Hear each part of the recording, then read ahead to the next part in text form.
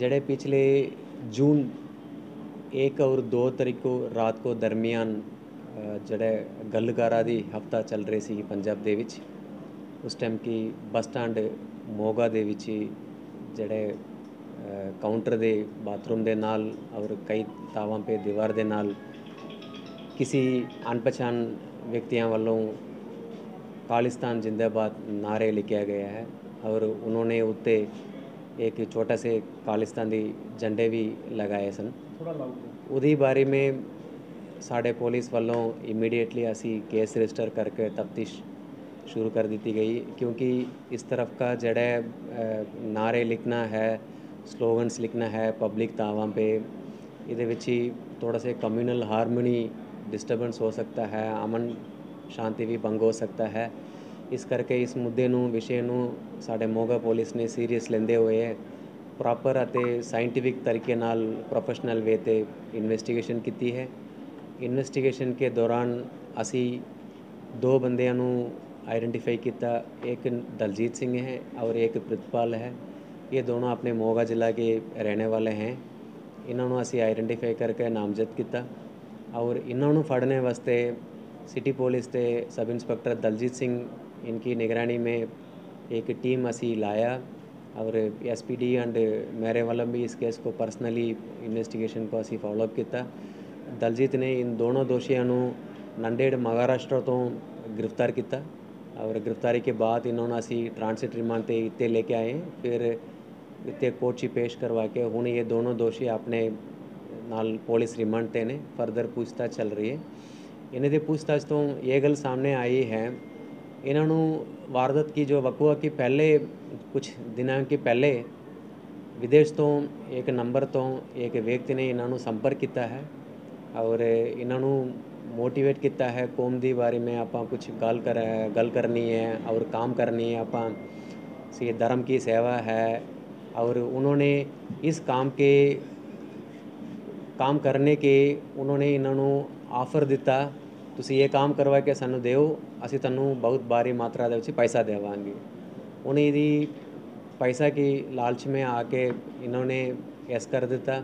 फिर धीरे धीरे इन्होंने प्लान करके जड़े जून 1 और 2 तारीख नू रात नू आके करीब 1:45 रात नू आके इन्होंने खालिस्तान नारे लगाए, लिखवाए गए और इस काम के लिए ये बंदे ने दोनों ने लगभग फ़िलहाल टोटल 80,000 इन्होंने उन्हों तो हासिल कर ली हैं।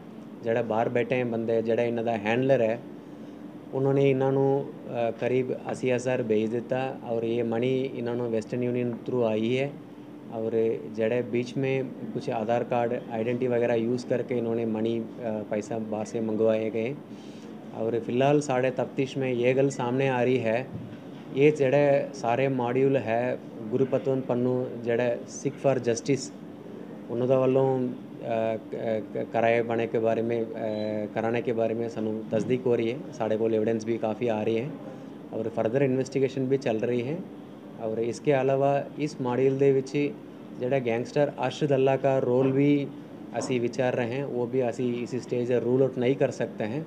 ये डिटेल्ड इन्वेस्टिगेशन करने वाली केस है, बाकी साढ़े पुलिस इन्वेस्टिगेशन डिटेल्ड करांगे इस केस दे विच लॉजिकल इनली असी कंक्लूड करांगे। बैकग्राउंड की है सर इन्हां दा?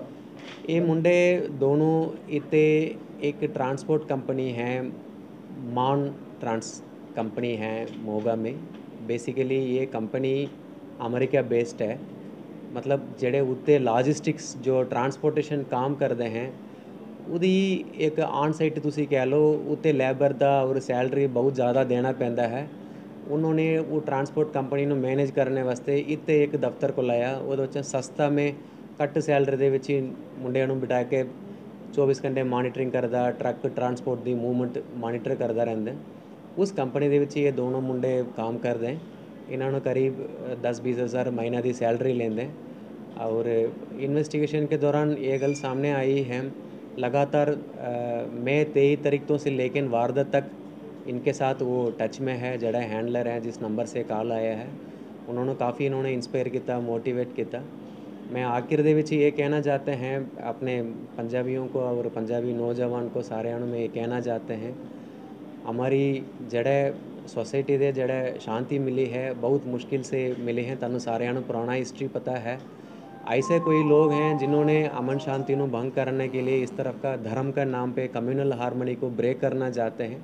काइंडली इस तरफ का ट्रैप दे विच ना जाएं सो दैट फ्यूचर हमारा सिक्योर एंड सेफ रहे। It is matter of investigation. मैं पहले दस देता मोटा से ये गुरुपतवंत पन्नू का मॉड्यूल लग रहा है, असी वर्कआउट करते हैं। एग्जैक्ट डिटेल मैं आपको नहीं दस सकता हूँ।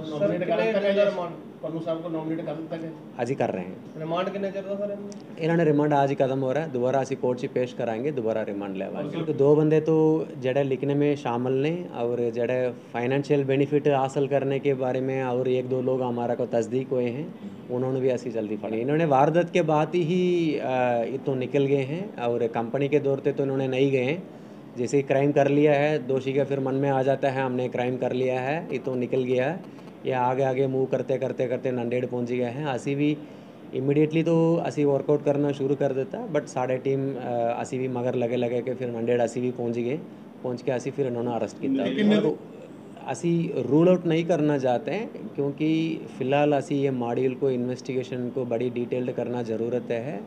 फिलहाल सानू गुरपतवंत मन्नू का रोल थोड़ा से तस्दीक होया है अते अरशद अल्लाह का फिलहाल असी भी रख रहे हैं इस केस दे विच क्योंकि कुछ कुछ लिंक्स शो कर रही है। फर्दर अभी इन्वेस्टिगेशन डीपली करने की लोड़ है, तो we are not ruling out.